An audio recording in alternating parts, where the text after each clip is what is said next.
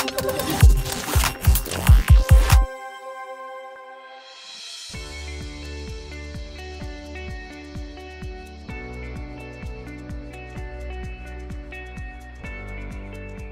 suis depuis 2 ans l'heureux propriétaire d'un château dans le Minervois, dans le village de mon enfance en fait, château Pépusque. Et pendant mes temps libres ou des moments de vacances, j'en profite avec mon équipe de faire découvrir nos vins en fait. Voilà. Donc aujourd'hui on a une animation avec le club de Pont-Long de Pau. L'idée, c'est de faire une dégustation et de faire découvrir nos vins. Je remercie l'ensemble des gens qui seront présents.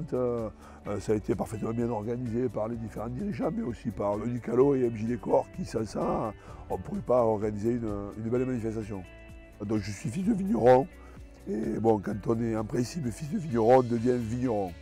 Donc moi, de par ma carrière d'abord sportive en tant que joueur, puis ensuite par entraîneur, je n'ai pas repris de suite, mais je savais qu'un jour ou l'autre j'y reviendrais. Donc ce qui m'intéressait, c'était de revenir chez moi dans le Minervois, parce que je suis un mec du Minervois et que je voulais absolument revenir chez moi. Et il se trouve que là je suis vraiment revenu chez moi, dans mon village d'enfance, là où mon père a son exploitation encore. Donc c'est un vrai retour aux sources et c'est une vraie passion, un vrai métier. Et aussi un vrai retour aux sources que je fais avec mes frères. Donc c'est pas intéressant. La passion du rugby, elle est venue comme souvent tous les jeunes. Hein. Donc chez nous, on faisait du rugby à côté encore une fois, à Pépieux, à côté de Carcassonne. Donc des copains jouaient à Olonzac, c'est mon premier club. Olonzac, c'était un club dans l'Hérault qui est à 5 km de chez moi. Et voilà, j'ai suivi des copains. Et ensuite, je me suis pris de passion par ce sport, qui est un sport fabuleux. Voilà, notamment qui me correspond en termes de partage, de valeur, de construire ensemble, c'est des choses qui me parlent et qui me plaisent. Donc voilà, et c'est aussi certainement pour ça que j'en ai fait une carrière d'entraîneur.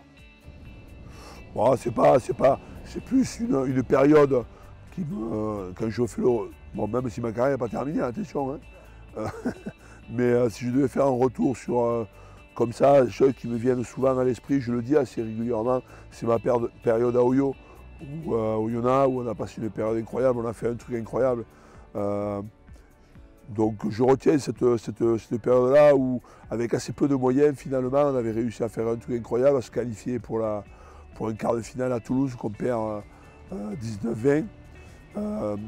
Pour un club comme Oyo, c'était assez incroyable. Donc c'est ça que je retiens, c'est-à-dire que de ça c'est ce que l'on voit, mais ce que l'on ne voit pas, c'est tout le travail, toute la notion de groupe, la notion d'appartenir, le fait d'être embarqué dans un projet, c'est ça qui me passionne et qui me plaît. Et cette aventure à Oyo était le symbole ou la symbolique de ça, quoi. Oui, voilà. Le rugby, pardon, il évolue en permanence. Ouais.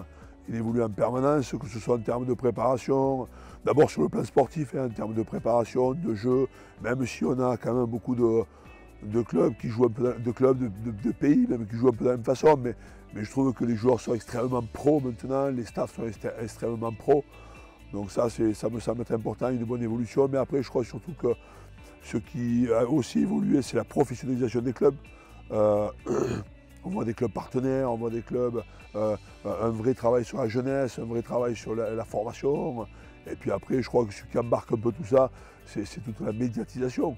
Médiatisation, qu'elle soit directe ou indirecte, les réseaux sociaux, tout ça fait que le rugby est dans une phase ascendante et qui pousse notre sport. En même temps, il faut rester vigilant et les pieds sur terre parce que ça reste du sport et un jeu. Je trouve qu'on a une génération qui est une génération exceptionnelle. Ça fait 2 ans qu'ils font de belles tournées, de beaux tournois. Ils ont réussi à le gagner, à gagner le Grand Chelem.